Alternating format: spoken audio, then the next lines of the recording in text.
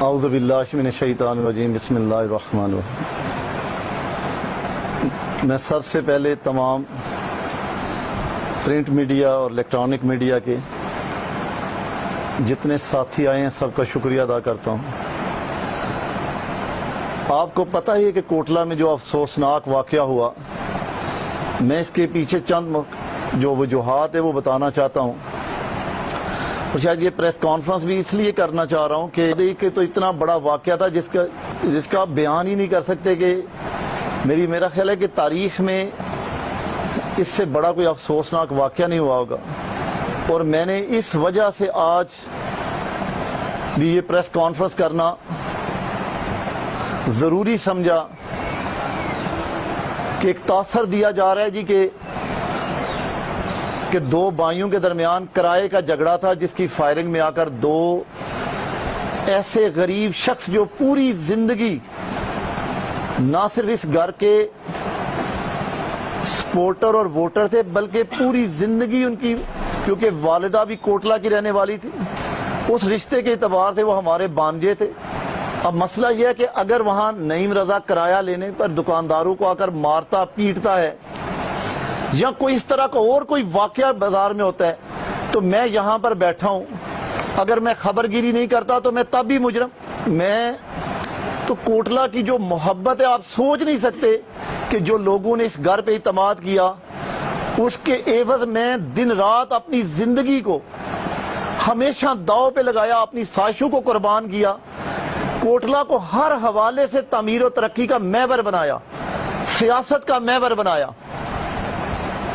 لیکن بدقسمتی کی جو بیماری ہمارے ساتھ لگی ہوئی ہے، 10 سالوں کے باوجود، کوششوں کے باوجود میں اس کا حل نہیں نکال پایا۔ اب جھگڑا ہے کیا؟ 2008 کے اندر آپ جانتے ہیں، صاحب حضرات یہاں کے رہنے والے ہیں، کہ ہماری سیاسی اختلاف ہوا، ہم جدا ہو گئے۔ 2008 کے بعد جب وہ اس گھر سے نکلے، کچھ دنوں کے بعد انہوں نے پہلے جابر بشیر کو قتل کیا گجرات اڈے پہ، پھر ارشد سونترے والے کو قتل کیا نگڑیال چوک پر۔ میں نے پھر بھی صبر کا دامن نہیں چھوڑا، اس لیے کہ قانون نے ان مقتولوں کو انصاف دلوا دیا۔ ان کے جو مجرم تھے وہ پولیس نے انکاؤنٹر کر دیے، ان زخموں کو بلا کے پھر تقسیم کا سوچا۔ 2013 کے الیکشن کے بعد میرے خلاف 100 موٹو ہوا سپریم کورٹ میں، تو آپ یہ جانتے ہیں کہ وہ 100 موٹو میں بھی یہ وکیل لے کر سپریم کورٹ پہنچ گئے اور ہائی کورٹ پہنچ گئے۔ 3 سال وہ کیس میں بھی یہ میرے خلاف مدعی بن کے ادھر کھڑے رہے۔ وہ کیس جو ہم سب کا مشترکہ کیس تھا، اس وقت ہم جدا نہیں تھے۔ کردار دیکھیں، اس 100 موٹو کے بعد جو اس کیس کے مدعی تھے، یاسر یہاں پر بیٹھا ہے، چودھری ویس صاحب میرے ساتھ وہاں کورٹ میں جاتے رہے، اور یہ جو میرے بھائی تھے یہ وہاں مدعی بن کے وہاں وکیل لے کے کھڑے تھے۔ میں نے پھر بھی برداشت کیا۔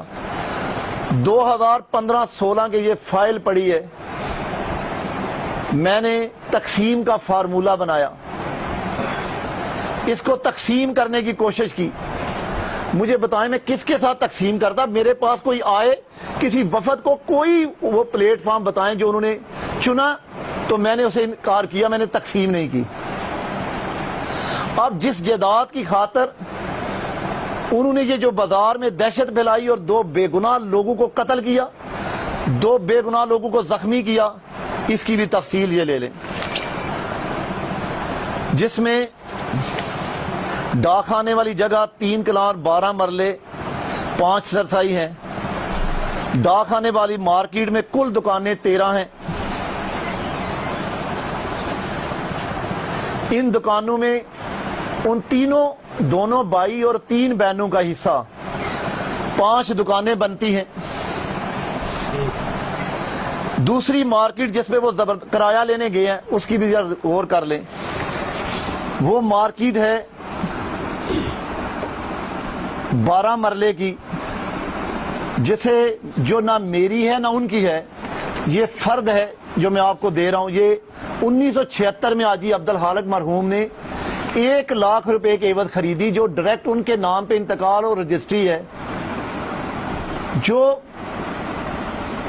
وراثت ان کے فوت ہونے کے بعد ان کے بچوں کے نام پہ منتقل ہوئی ہے.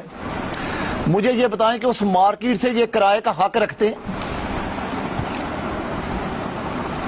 ہاں، پھر بھی جب وہ پنچایت کوئی لوگ آئیں، وہ بیٹھیں، پھر ان بیٹوں سے ہم بات کریں اور اس کا بھی فیصلہ کریں کہ یہ ان کو جاتی ہے یا سب پہ تقسیم ہونی ہے. یہ اس کا انتقال ہے.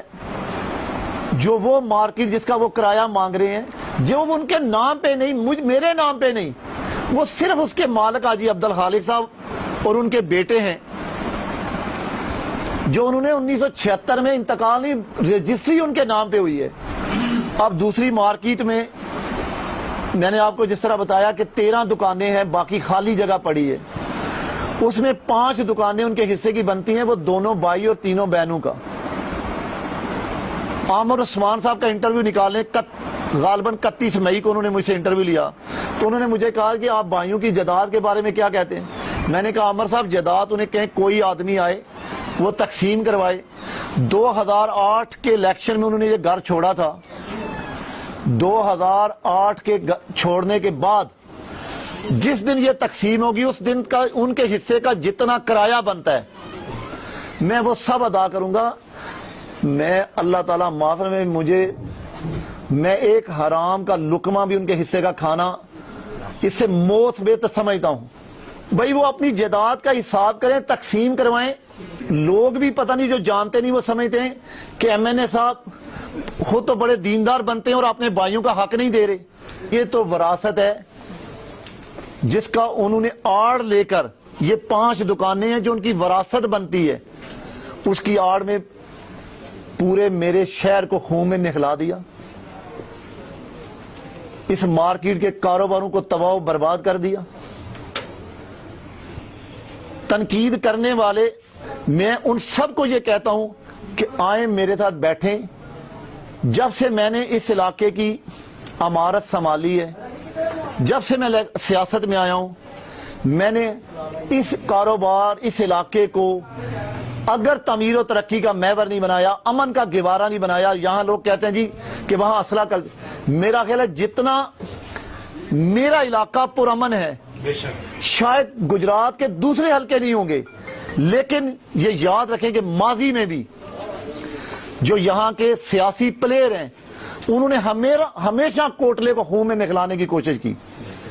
چاہے اس وقت وہ لڑائی ہمارے اور ڈوئیاں خاندان کے درمیان تھی، اس کے پیچھے بھی اگر آپ آج بھی غور کریں تو مرحات وہی تھے.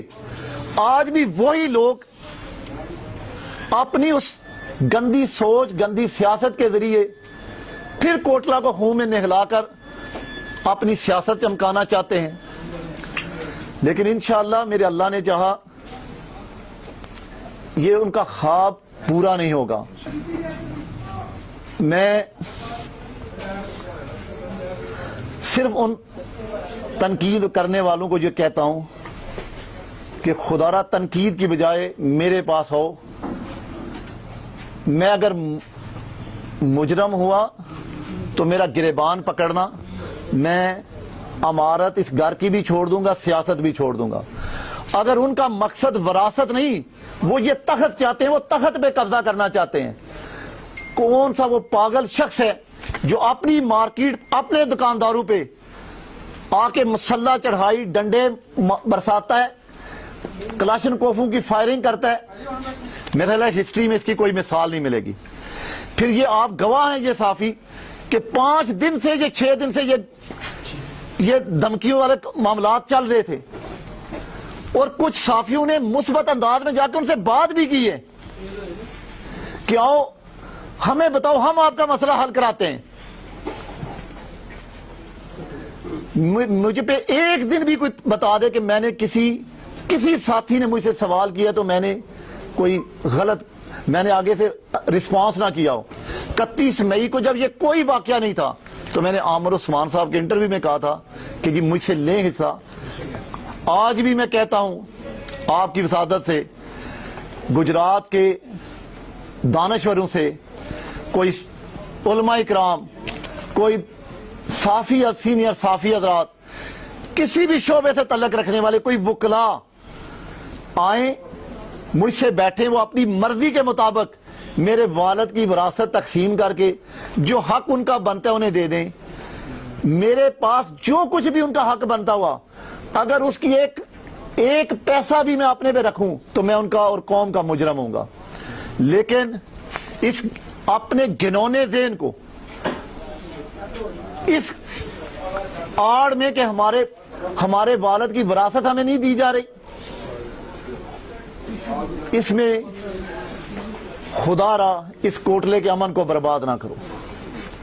جتنی جلدی ہو سکتا ہے اس سارے معاملات کے باوجود جو انہوں نے کیا اس کا انصاف اللہ کریں گے. میں اس کے متعلق اب کچھ نہیں کہوں گا کہ آگے کیا ہوگا، لیکن میرا اس وقت صرف مقصد یہ ہے کہ جو لوگ یہ سمجھتے ہیں کہ میں ان کا حق نہیں دے رہا، اس وجہ سے وہ ظلم و بربریت پہ اترے ہیں، خدا را اس کی تصدیق کریں. پولیس اپنا کام کرے گی. پہلے بھی پولیس نے ان مظلوموں کو انصاف دیا، اب بھی مجھے یقین ہے کہ پولیس ان مظلوموں کو انصاف دلوائے گی. میں اب بھی کہتا ہوں کہ ان کی جو وراثت ہے وہ کوئی دانشور سامنے آئے، اور میرے پاس جو ان کی والد کی وراثت امانتاً ہے، اور جس طریقے سے وہ دانشور، وہ عالم، وہ وکلا، وہ صافی فیصلہ کریں، میں ان کے مطابق ہی کرنے کے لیے تیار ہوں. جس طریقے سے وہ تقسیم کریں، جو آپشن دیں، میں اسے قبول کروں گا. وہ مجھے تقسیم میں نقصان دے میں تب بھی قبول کروں گا، لیکن یہ اب الزام میں اپنے پہ زیادہ برداشت نہیں کر پا رہا. اس گنونی سازش کے تحت کوٹلہ اور اس کے گرد و نواح کے امن کو آپ برباد نہیں ہونے دوں گا. میں آپ کا شکریہ ادا کرتا ہوں کہ آپ میرے پاس آئے. کوٹلہ غم میں ڈوبا ہے. تاجروں کے لیے میرا پھر یہ پیغام ہے، خدا را میں اب کس طرح آپ کو شیورٹی دواؤں کہ میں آپ کے ساتھ ہوں. خدا را اپنے کاروبار کھولیں، اپنی دکانوں کو کھولیں. پولیس کھڑی ہے، پورے لوگ آپ کے ساتھ کھڑے ہیں. کوٹلہ کے امن کو کچھ نہیں ہوگا. خدا را میں تمام دکانداروں سے اپیل کرتا ہوں کہ وہ اپنے بازار کو، اپنے کاروبار کو جس طرح پہلے رواں دواں رکھا تھا اسی طرح رکھیں. انشاءاللہ اللہ تعالیٰ کے فضل و کرم سے میں کسی صورت مجھے جان بھی اپنی دینی پڑی، میں کوٹلے کے امن کو برباد نہیں ہونے دوں گا. جزاک اللہ.